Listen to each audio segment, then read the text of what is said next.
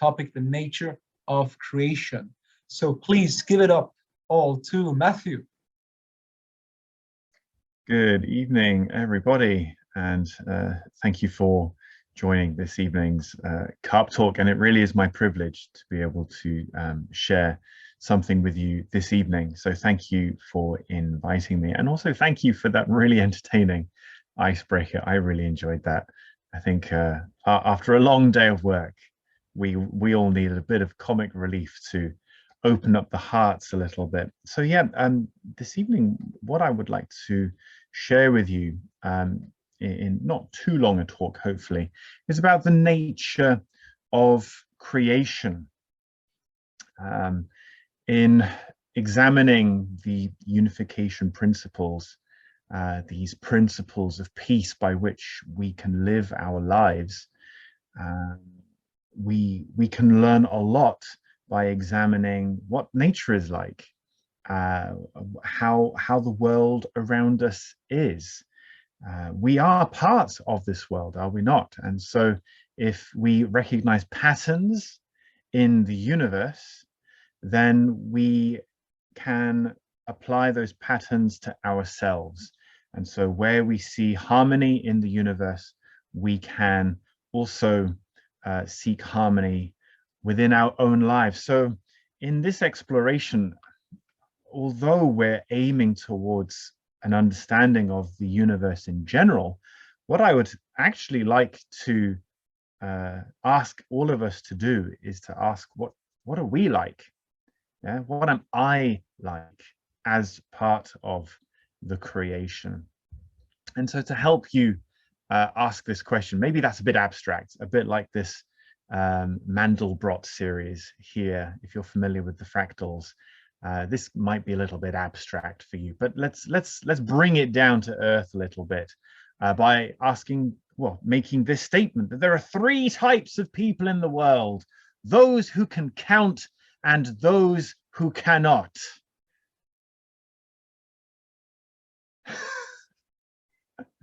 Do you get it? I am obviously not one of those people who can count, as the startled expressions on these 2 individuals demonstrate. I'm sure you've heard this expression before. There are 2 types of people in the world, and there are many ways to continue that sentence. Here we have a man and a woman. Here are 2 very different types of people. And right now we are having a public debate about how different are we as men and women. Are we really that different?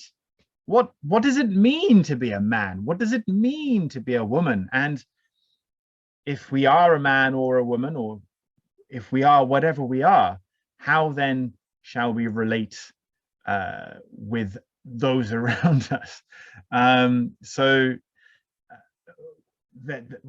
Obviously, I've chosen this image because one of the young man, he's black, and the young woman, she's white.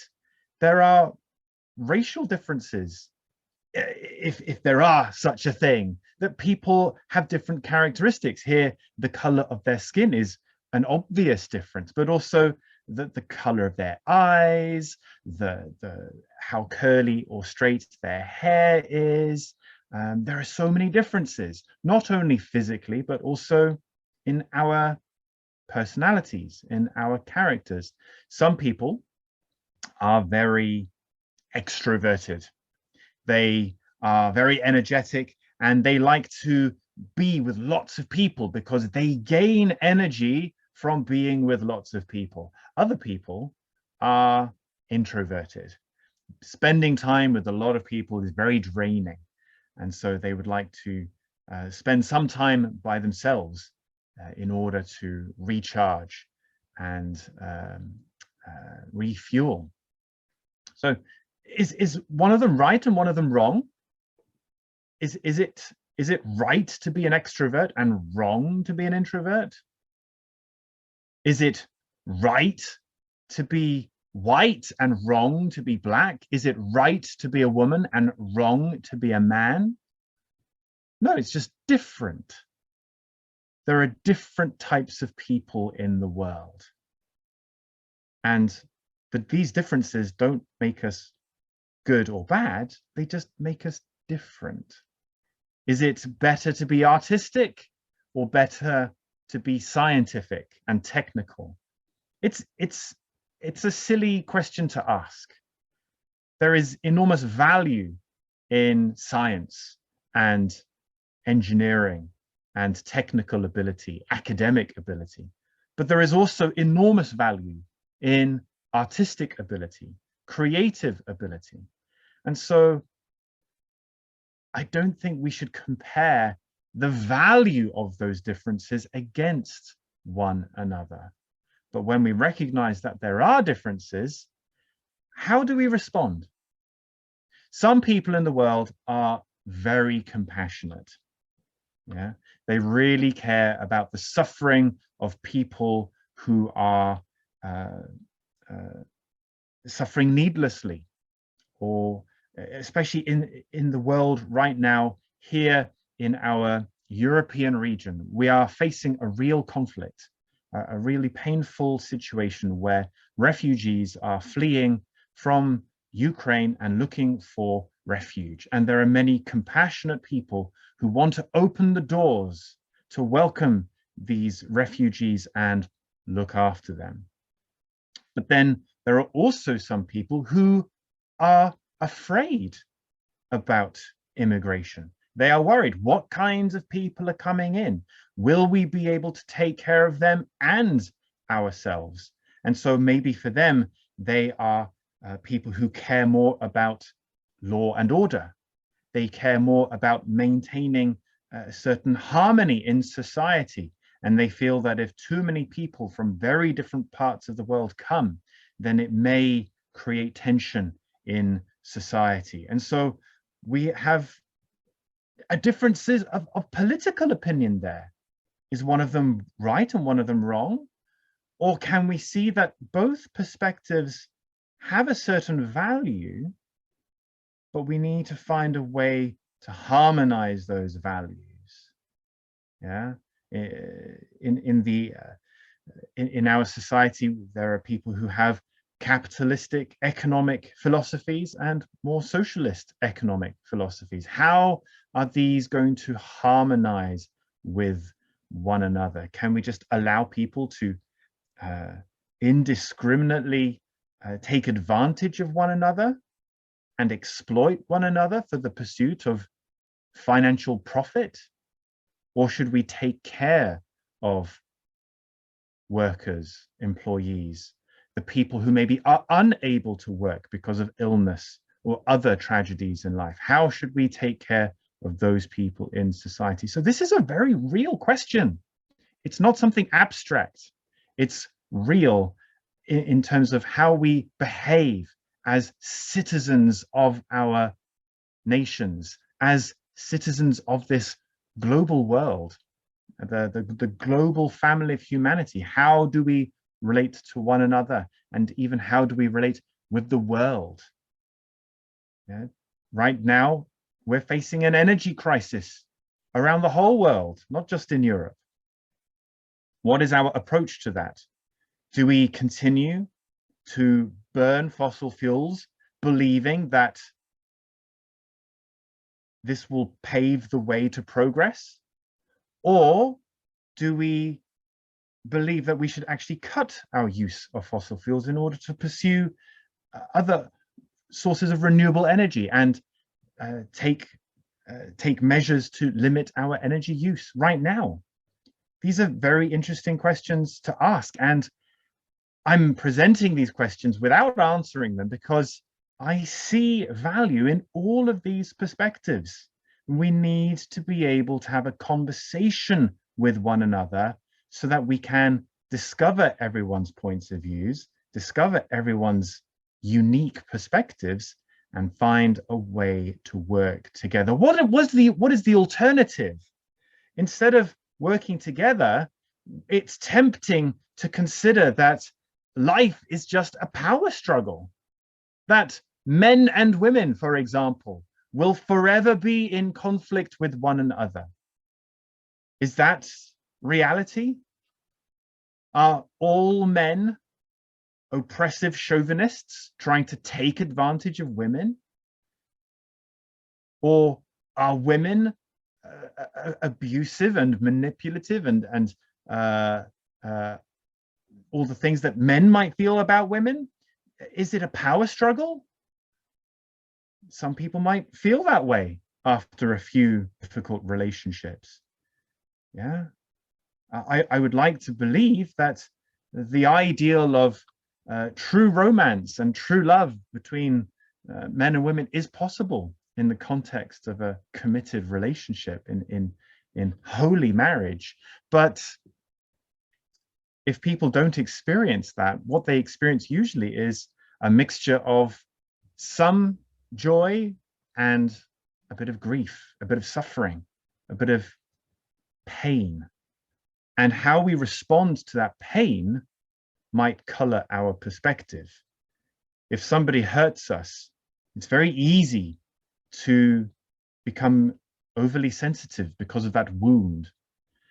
And it's very easy to, I fear, it's easy to see yourself as a victim, to develop a victim mentality. That because of the pain that I've experienced, I need to protect myself from experiencing that pain again. And so I will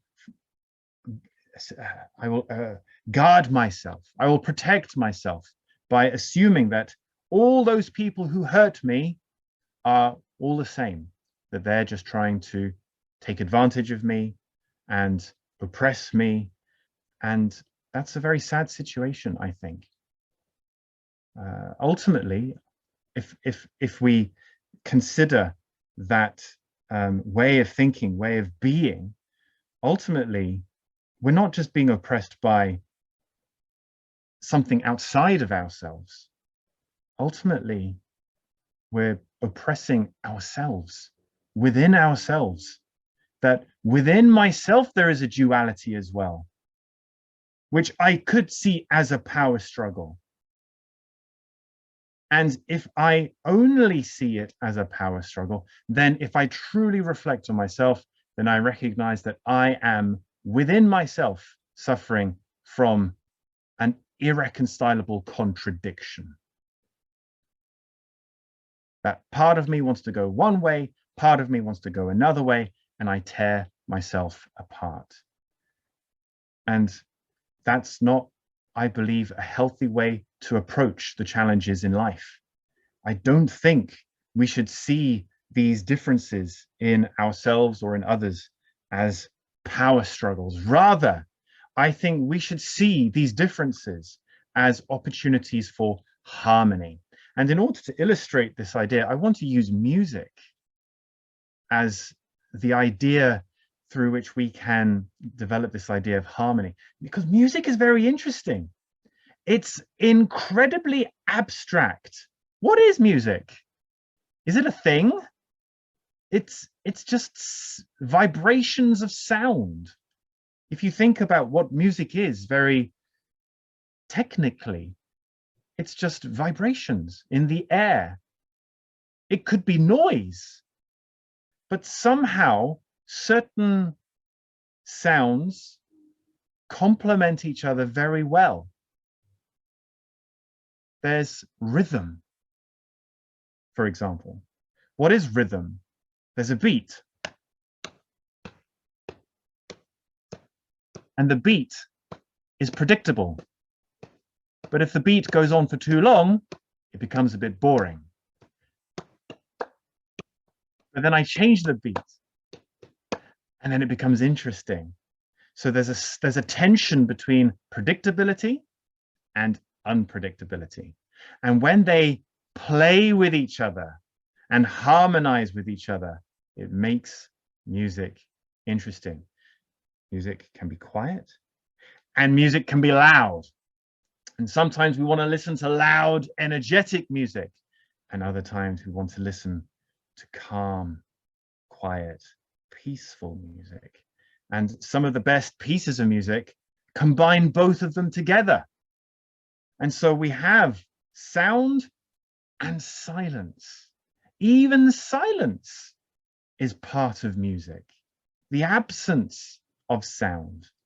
There can be fast rhythms, steady rhythms, or syncopated rhythms, harmonies that resolve in nice harmonies. If you're familiar with music theory, a perfect cadence that goes from 2-5-1 is a very nice feeling. But sometimes we also enjoy dissonance. We enjoy disharmony. And the best experience is when the disharmony resolves into harmony. If some of you are familiar with the famous German composer Wagner, he wrote an epic opera in which there were no perfect cadences in the entire piece of music. Constant musical tension throughout the entire opera, right until the final act. And then the final act was full of perfect harmony, which was a very powerful statement to make in his piece of music. Now, we could explore this idea of harmony in music for hours, and I don't have hours. I just have a few moments to capture your imagination about how powerful duality in music can be.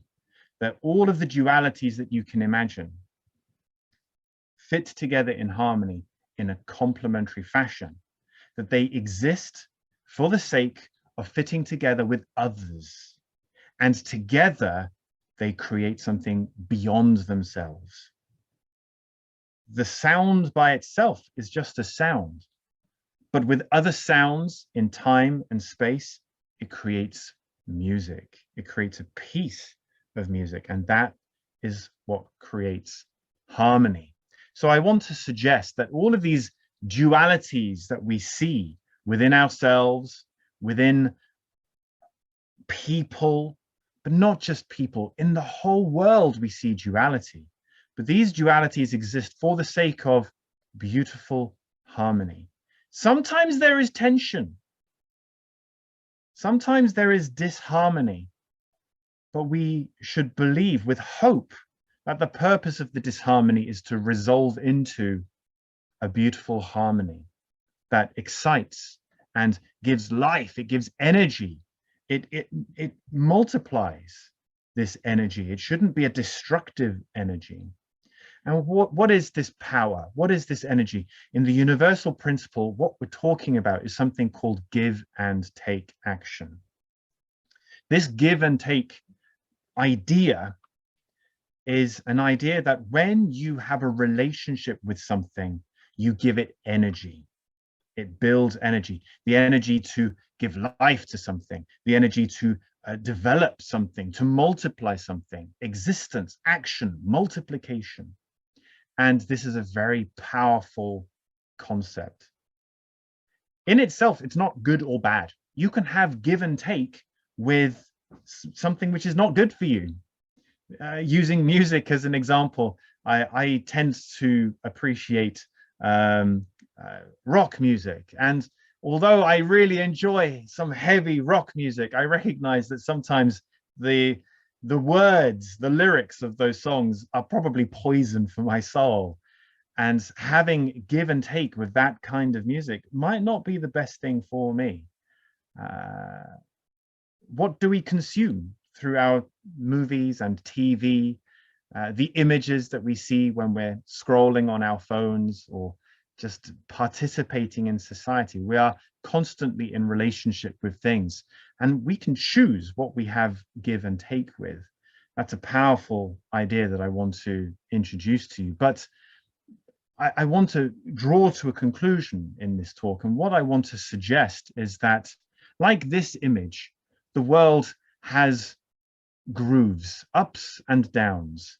There are differences. And what we need to find a way is to harmonize these differences, because ultimately this is what the ultimate reality is like. If we had more time, we could examine the dualities that exist in the world and come to the conclusion that this duality has its origin in our divine creator.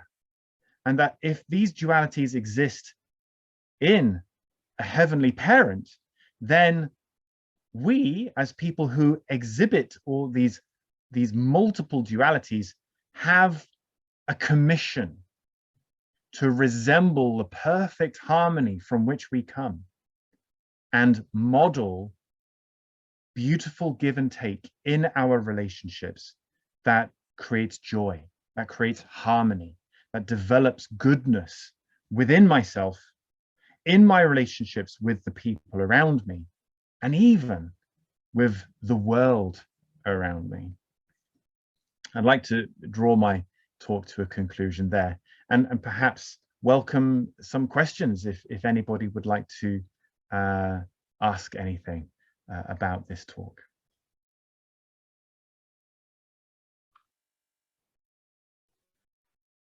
Thank you very much, Peter. Sorry, Matthew. And yes, we can see for questions. If anyone would have anything, then we suggest that you can raise your hand. As you can see in the reactions down below, there's also the option to raise your hand. So if you have any question.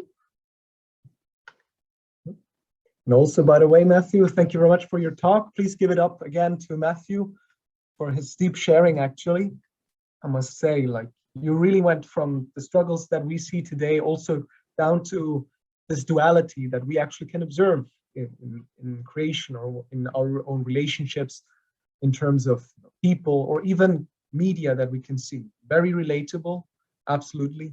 And I hope that those who have these questions exactly down on the right, you see reactions, and there you can raise your hand. Yes, exactly, like Peter does. Please, you can. Yes, very, very interesting. I was wondering if you have any examples in your own life where you have applied this seeking harmony and how that has benefited you, perhaps. Thank you, Peter. Yeah. I have to say, marriage is one of those things that helps you grow a lot. And in my relationship with my wife, we are two people who are totally committed to one another, but often discovering differences between ourselves. And I mean, what I didn't say in this talk is how important being committed to a higher purpose is. When you recognize that all the other people around me are just as weird as I am, we're all just weird in our unique and different ways, then you realize that there's nothing wrong necessarily with people being different, but it's trying to discover the value that exists in that other person. So, I mean, my wife and I, we're both fairly introverted people, but I think my wife is more, let's say, in touch with her emotions, whereas I might be more academic. And so I like to argue about ideas, and sometimes I would even play the devil's advocate and discuss ideas that I don't necessarily believe, but I want to explore those ideas and think, well, what does that idea look like? But for my wife, that's a very difficult thing to do because she's very empathetic. She cannot help but feel very strongly. And so certain ideas for her carry certain strong emotions, and it's very difficult to separate the emotion from the idea. Again, I can be very, I can compartmentalize things within myself quite easily. So in a situation where there might be danger, it's very easy for me to switch off any distractions and just focus on, you know, making sure that my children are safe, or making sure that the difficult situation is taken care of. Whereas for my wife, because she's so emotional, she might panic, or she might not know what to do, and the floods of emotions can be very flustering. So it's not wrong either way, but it just means that we have differences, and if we see those differences as complementary, then I can find ways to love my wife. I don't hate her because she's different. I love her because she's different, and I appreciate her differences. I see how they make me more whole, and I also recognize that my differences are something I can give to her to complete her as well.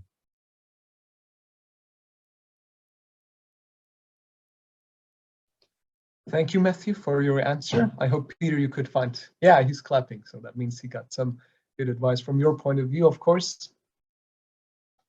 So now, Yes. Any last questions? Count to 5, 4, 3, 2. Excuse What? me. Yes, please. Arian, please. Sorry, I don't have the action, so I can't put up my hand. I don't know if that's a Chromebook issue or anyway. So I just wanted to ask, how can we find a healthy balance between giving and taking? Good question. This is where language becomes an obstacle, I fear. When we say give and take, taking can sound very aggressive. It can sound quite selfish even. But I think this is where we need to evolve our understanding of what is taking place in the relationship. So I think it's helpful to think about the relationship between a parent and a child in this situation. As a child, when I take the love of my parents, of course, my parents love me. They try to love me unconditionally. I am a parent as well, and I try to love my children unconditionally. I know I fail in many respects, but I try. But as a child, I have a duty also to receive my parents' love and to appreciate my parents' love. Recently, I have been privileged to be visiting my parents every week because I have some work. I do a job which is literally on the same street where my parents live. So after I finish my work, I then go visit my parents. And my mother always wants to feed me. She expresses her love through food. That's not right and it's not wrong. It's just the way that she expresses love. And sometimes it's not the right thing, and other times it's perfectly suitable. But what's my responsibility as a child? It's to receive the food that she wants to give to me, even if I don't feel hungry, even if I'm afraid that it will ruin my diet.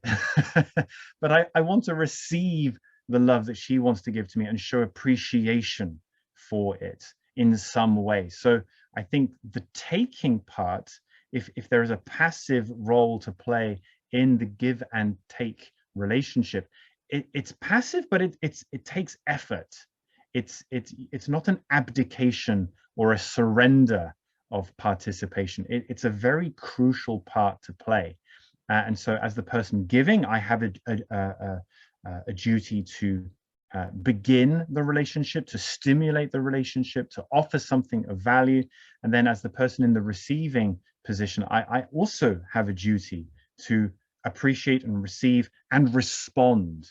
Ultimately, as I referred to in the music analogy, it should be like a dance. It's not just one-way traffic where the relationship only goes one way. It should reciprocate. And in the reciprocity, one discovers oneself in the other. And in the example of parents and children, it takes a long time, but eventually my children will become parents themselves. And I will experience the joy of a grandparent who sees my children, who were once in the position to receive, now being in the position to give unconditionally to their children. And that will be I'm looking forward to that. I'm looking forward to being a grandparent soon. No pressure on my kids, obviously, but to experience that joy. But ultimately, the give and take relationship, there should be a sharing and an appreciation of the different roles that one can play. I'm not sure if I properly answered your question, but it stimulated me to go off on many different tangents. Yeah, it was a good answer. Thank you. Oh, thank you very much, Matthew. Yeah, good answer. No, I believe by going into different directions, sometimes people who have questions they didn't know about could find some answer behind it.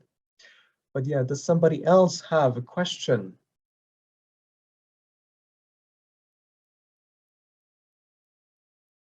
5, 4, 3, 2, 1.